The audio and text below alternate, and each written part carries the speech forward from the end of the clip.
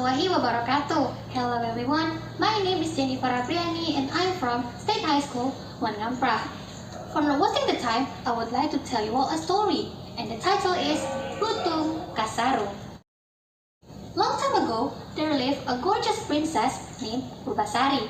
She was the last from 7 daughters of Prabu Tapaagung, who is the king of Pasir Batang Kingdom.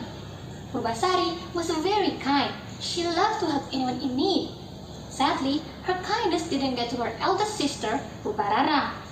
In fact, she's rude, arrogant, and envious of anyone. One day, Prabu Tapaagung decided to abdicate because he already rules for quite a long time. He said to his advisor, "I've been watching all of my daughters for years, and Purbasari has the best figure to replace me." The advisor then said, "Why not Purbararang? She's your eldest daughter."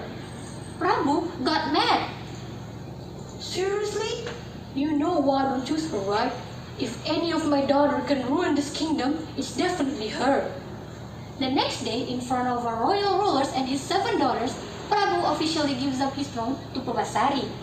Purbararang was amazingly upset to find out that the throne was not given to her, instead to Purbasari. It made her set the bad plan with her fiancé, Indrajaya. They went to a witch together and asked her to put a spell on Purbasari. The witch gave them a bore. She then said, "Drown this all over her face and body." Later then, Purbararang directly does as the witch said. As the result, Purbasari popping a black spot all over the body. Now, Purbararang has a reason to kick Purbasari out of the kingdom. "Look, a person who's cursed to have this terrible disease doesn't deserve to be the queen of this kingdom. She should have been banished to the woods so that her disease will not be transmitted to anyone." Purbararang commanded the guard to banish Purbasari to the woods and took her throne. Meanwhile, there was a problem in the celestial palace. A prince named Guruminda is not pleased to marry an Apsaras just like what his mother, Sunan Ambu, ordered. He only wanted to marry a woman who was the beauty that equal to his mother. His mother explained, "Someone who has a beauty like me can only be found in the human world, and if you resist going there, you have to be disguised as a Lutung." Guruminda agreed. He then transformed into Lutung and was given the name Lutung Kasarung. Once he arrived at the human world, he met Purbasari. They both become best friends. Lutung was very concerned about Purbasari. He knows exactly what happened to her. He asked his mother to make Purbasari a lake. Not long after Purbasari takes a bath on that lake, her skin turned back to normal. Lutung wasn't surprised that Purbasari was even more beautiful than his mother. Heard about this, Purbararang wanted to make sure herself by going to Purbasari's place. She was shocked that the rumor was true. She doesn't want Purbasari to take her place, so she thought about how to make Purbasari's gone. She confronted her and said,